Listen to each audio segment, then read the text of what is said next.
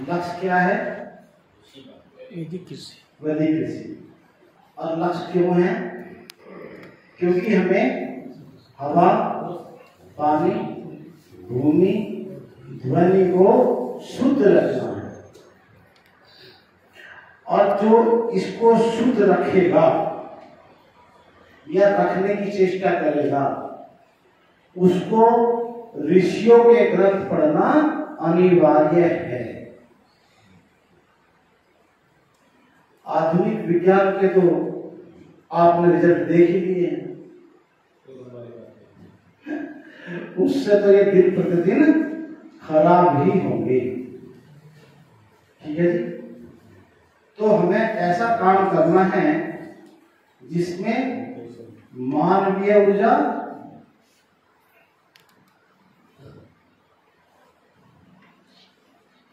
और पशु ऊर्जा का काम आ। ठीक है सर।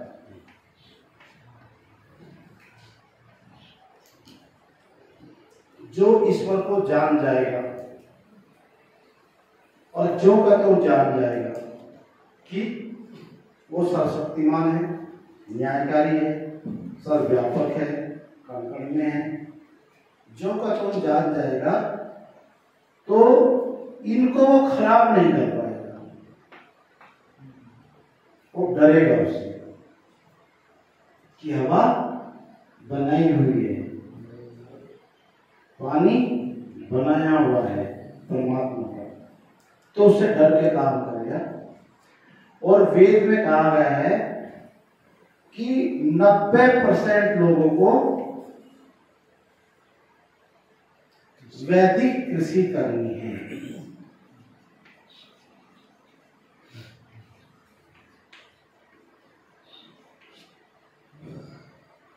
और चाहे वो ब्राह्मण हो, चाहे वैश्य हो, चाहे क्षत्रिय हो और चाहे शूद्र हो, सबको अनिवार्य काम क्या है? वैदिक कृषि। अब जो बाकी 10% हैं लोग, वो इनके सहयोगी रहेंगे। जैसे लुहार है, चर्मकार है, कुम्हार है, नाई है, सब किसको सहयोग करेंगे? इनको। और मैंने इसी आधार पर बोला है कि हम 750 करोड़ लोगों को रोजगार दे सकते हैं। उसका क्या आधार होगा? वैदिक कृषि। न यूरिया की जरूरत, न कीटनाशक की जरूरत, न जैविक खाद की जरूरत। ठीक है जी। तो अब वैदिक कृषि के 2 डिवीजन है। एक तो है नया बीज तैयार करना,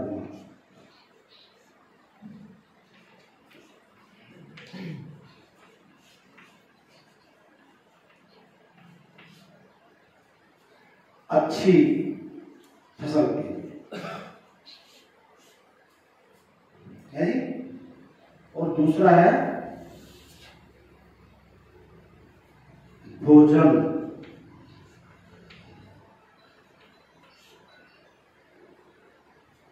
का तैयार करना।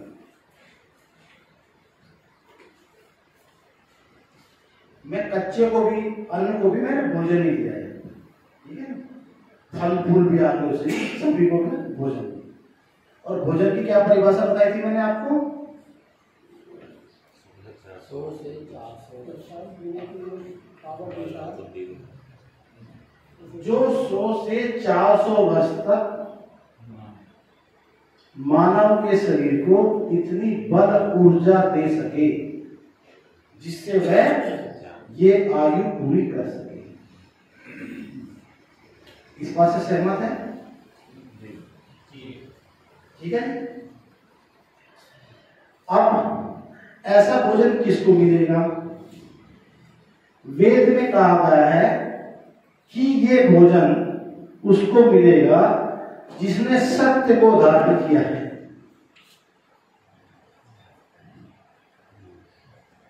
ठीक है, और सत्य जब बात करेंगे तो अष्टांग योग और ऋषि पर यम।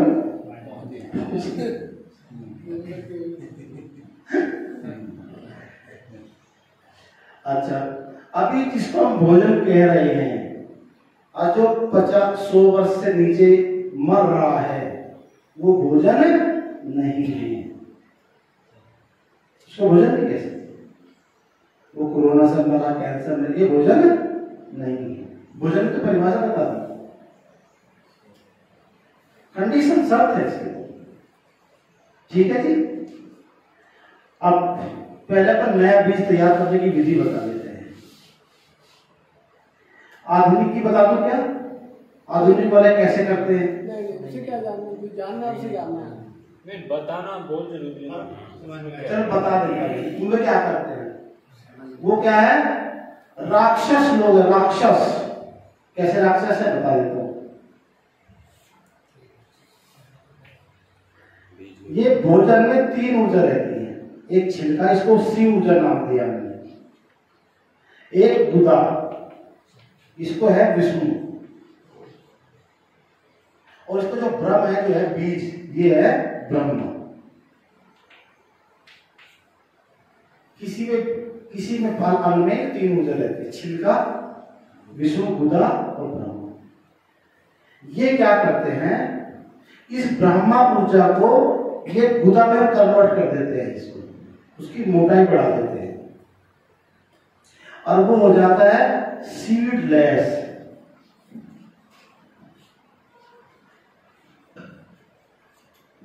ठीक है सर। अब जब सीडलेस हुआ, यदि ये भोजन करेगा तो बच्चे पैदा नहीं होंगे।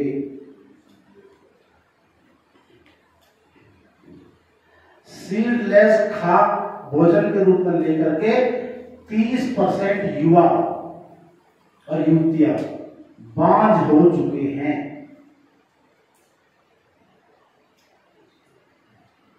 क्योंकि इस ऊर्जा को, जो ब्रह्म ऊर्जा था, उसको इन्होंने मोटाई में बढ़ा दिया। ये होती है राक्षस प्रवृत्ति, भोगी। ठीक है। वैदिक रीति में क्या है? बीज कैसे तैयार करते वैदिक रीति में?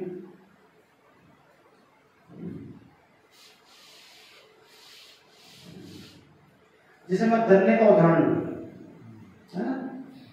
एक गन्ना, ये खेत है गन्ने का, तो हमें ये देखना है कि इनमें सबसे अच्छा गन्ना कौन सा है।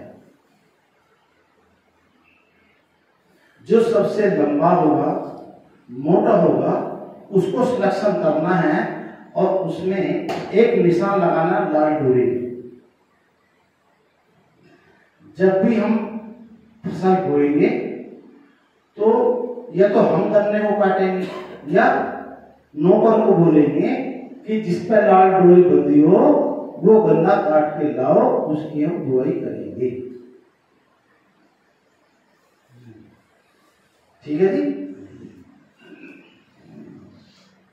और ये गन्ना बोया, जैसे अभी हमारे यहाँ पर 7 महीने गन्ना 3.5 किलो का है। यदि पूरी आयु कर लेता तो हम 6-7 किलो का 6 किलो का गन्ना होगा। तो ऐसे मोटे मोटे गन्ने वो हमको बोने हैं। ठीक है। ये हो गया पहला वर्ष। इसके सिलेक्शन किए हुए दूसरे वर्ष में ऐसा ही बोना है, उसमें से छटनी करनी है। फिर समझ में आ गया? जो सबसे लंबा है या मोटा है उसका सिलेक्शन करना है और इसमें से फिर छाट के वो करके तीसरे फसल उसको बोना है। और फिर 3 और 4 और 5 और 6, जब 6 वर्ष हो जाएगा आप अपने ब्रांड के नेम से उसको अपना बीज दे सकते हो और सरकार से मान्यता प्राप्त हो जाएगा ऐसा बीज। जैसे आपका नाम हरीश कुमार है तो हरीश 581 नंबर दे दिया आपने उसमें, हरीश 581, ये बीज मेरा, यह है वैदिक रीति। गेहूं करना है, जो जिसके ऊपर जो बैल सबसे ऊंची है, हड्डी मजबूत है ना, उसका फिर लाल लोहे का निशान लगाना है, उसको अलग काटना है, उसको अलग रखना है, अगले वर्ष फिर बोना है, फिर दूसरे वर्ष बोना है, तीसरे वर्ष, चौथे वर्ष। बीज अपने आप ही तैयार करना है। बीज अपने आप तैयार करना। ठीक है जी। गाय का दूध कैसे बढ़ाना है? जो गाय का, जैसा गाय को देती है 4 लीटर दूध, ठीक है सर, अपनी से 6 गाय है, 6 में सबसे ज्यादा देने वाली 4 लीटर होती है, तो उसका बैल तैयार करना है, बछड़ा तैयार करना है।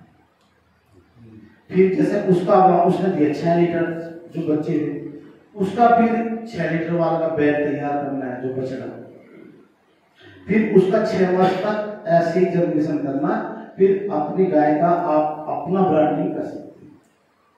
वैदिक विधि ये है। अब इसमें किसी प्रयोगशाला की जरूरत है क्या? नहीं।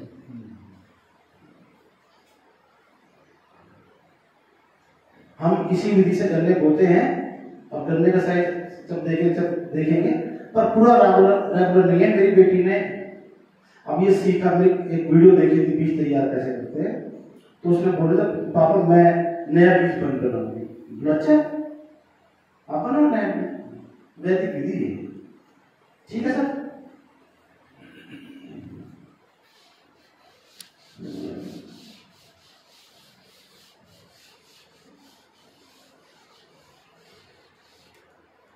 अच्छा जी, अब हमारे यहाँ किसान कर रहा है आत्महत्या। 1 एकड़ में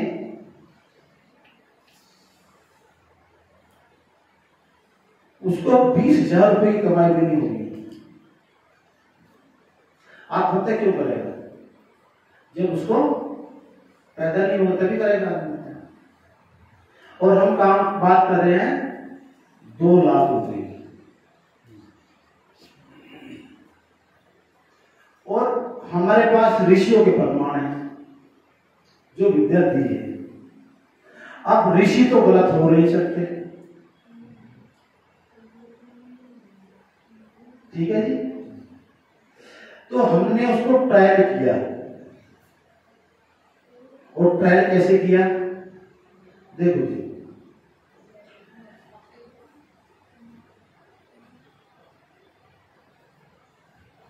अभी जो गोबर की खाद है, कल मैंने बता दिया है, वो 300 करोड़ जीवाणु रहते हैं ताजे में। यदि सड़ा दिया सारे वो मर जाएंगे, ठीक है।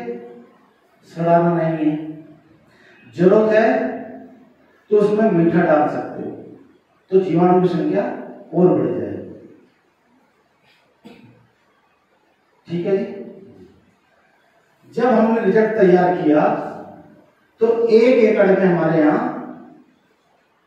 48 टन गन्ना, एक शिविर लगा था यहां पर, 48 टन गन्ना उनके सामने वजन करवा दिया था मैंने।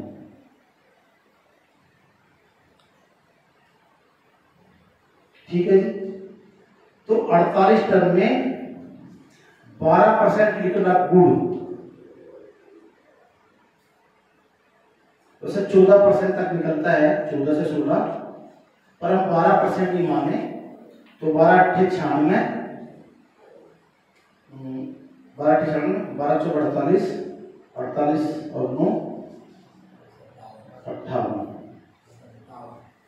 हाँ 57, ठीक है। ये 5760 किलो में गुड़ बना, ठीक है जी। हमारा थोक का रेट बता रहा हूं, हमारा जाता है 50 रुपए से लेकर के और 84 रुपए तक।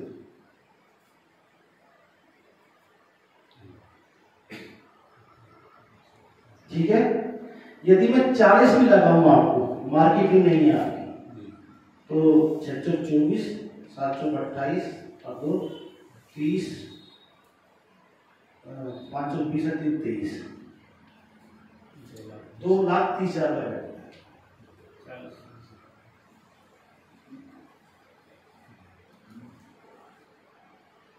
मैंने बात 2 लाख की थी आपको। खर्चा भी तो बचाना है। खर्चा होगा तो कैसे करना?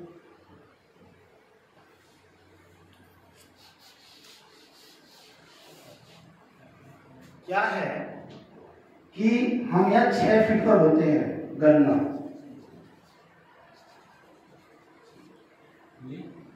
6 फीट डिस्टेंस है, 6 फीट दूरी,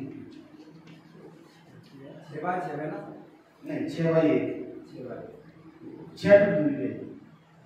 तो इसमें क्या है कि बीच में हमको फसल लेनी है द्विदलीय, चना है, अंतर्वर्ती फसल, राई है, सरसों है, चना है, दालें हैं, बटला है, गेहूं भी ले सकते हो आप, घर के लिए गेहूं भी ले सकते हो। तो जो इसमें जो पैदा होगा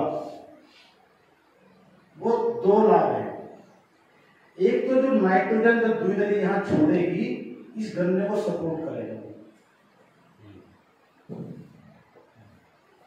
और यदि आपको 60 टन से ऊपर गन्ना लेना है तब ये अनिवार्य रूप से आपको इसमें दलहन लगानी पड़ेगी। यदि मतलब 48 टन की बात करिए अभी, यदि इससे ऊपर लेना है, 100 टन तक लेना है, तो आपको इसमें अंतर्वर्ती फसल लगानी पड़ेगी। तो इससे जो आएगी, इससे उसका पूरा खर्चा निकल जाएगा। गन्ने का जो है ना पूरा जो खर्चा है इससे निकल जाएगा।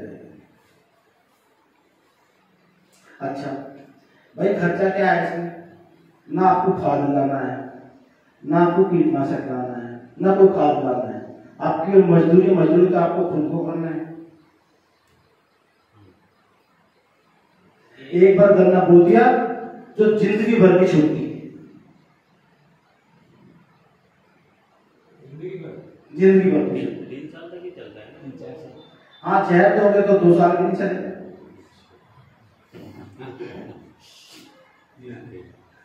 ठीक है। एक एकड़ को थोड़ा ये खेती करने के लिए कितना लोग जरूरत पड़ेगा? देखो जी, हमारा जो मिशन है, एक परिवार के पास 2 एकड़ भूमि चाहिए, तो उसमें छोटे बच्चे भी है, पति पत्नी भी है, 4 घंटे सबको काम करना है। परिवार कितने?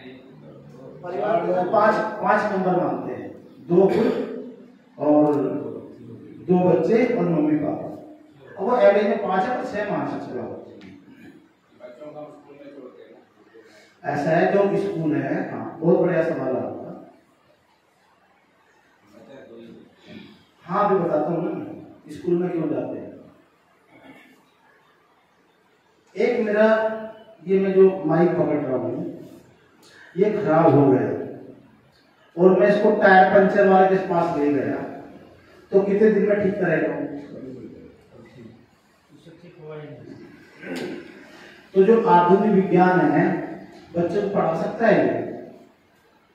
आधुनिक विज्ञान टायर पंचर वाला है। वेद में 4 घंटे तो श्रम करना सभी को, और पढ़ना भी है। बच्चा भी आपका पढ़ेगा भी, घूमने में भी जाएगा, वहां भी खेती सीखेगा और विद्या भी करेगा और सारे काम करेगा। और 18 वर्ष में वो बन जाएगा ऋषि। आपके मन में क्या विचार चल रहे, पिताजी क्या सोचे, समाधि लगाएगा और आपको पढ़ लेगा। पिताजी कर क्या रहे, वो डेंजर है ऋषि का जीवन। मतलब वो तो आप सामने बैठ गए और मन में गाली दे रहे होंगे ना, और समाधि में बता दे तुम क्या करने आए।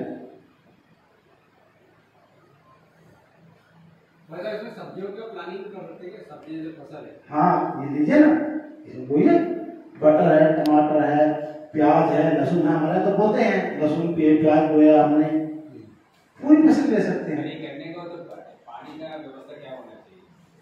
तो बोर होना है इसमें आपको मैं पूरा मेरी देख लेना व्यवस्था मेरी, मैं दिखाऊंगा आपको। लहसुन और प्याज को तामसिक क्यों उगाते हैं? ऐसा है, जो विद्या को नहीं जानते वो कुछ भी कह सकते हैं। हर चीज तामसिक है, अच्छी से ज्यादा लोग भैया प्याज जो है, अब मैं तो ऋषि है, ऋषि से पूछना पड़ा वो प्याज में क्या गुण है। समाधि अवस्था वाली वहां की स्थिति है। ऋषि ने कहीं बंधन किया हो तो मैं उस पर विचार कर सकता हूँ, इनकी बात नहीं कर सकता हूँ मैं वर्तमान में। हाँ जी, एक सवाल ये है कि जैसे आपने बीज तैयार करने के लिए बताया, जिसको अब बोना है मान लो, तो वो कैसे करें? तो हमारे यहाँ से नहीं जाए जी, मान लो गन्ना लगाना है, वो बीज कहाँ से? तो हमारे यहाँ से नहीं जाए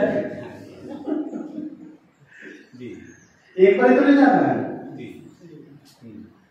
मतलब एक जो आपने गोबर का बनाया है कि ताजा गोबर की 300 करोड़। तो वर्मी कंपोस्ट तो गंदू सी केंचुआ का वो भी वैसे रहता है क्या? वर्मी कंपोस्ट जहर है।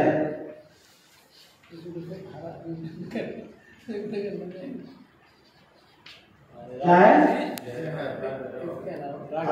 एक ट्यूशन ये है कि जैसे ये मान लो हमारे राजस्थान में गन्ना नहीं होता, उसके अलावा कौन सी खेती? केला। केला भी नहीं है, पानी चाहिए उसके लिए भी, इतना पानी नहीं। अच्छा केला, भाई मेरा 2 पे ट्रायल हुआ, क्या करेंगे? राजस्थान में आप ये कर सकते हैं, मिलेट्स कर सकते हैं। मिलेट्स जैसा कि वो तो होता है। देखो जी, मेरा जो ट्रायल है वो 2 पे हुआ केवल, केला गन्ना, बाकी पैटर्न आपका। अब आपकी तरफ तो 2 एकड़ में कितना बीज है? 1.5 टन, 2 एकड़ में 4 टन। भाई साल की गेहूं चना बहुत ज्यादा करते हैं। क्या? हमारे यहाँ पर गेहूं चना होती तो उनका क्या जो एवरेज 2 लाख रुपए के आएगा। गेहूं चना? हाँ। नहीं, ओ फालतू नहीं, मतलब हमारा कहने का तात्पर्य कि जो गन्ना नहीं लगाना चाहिए, ऐसी कौन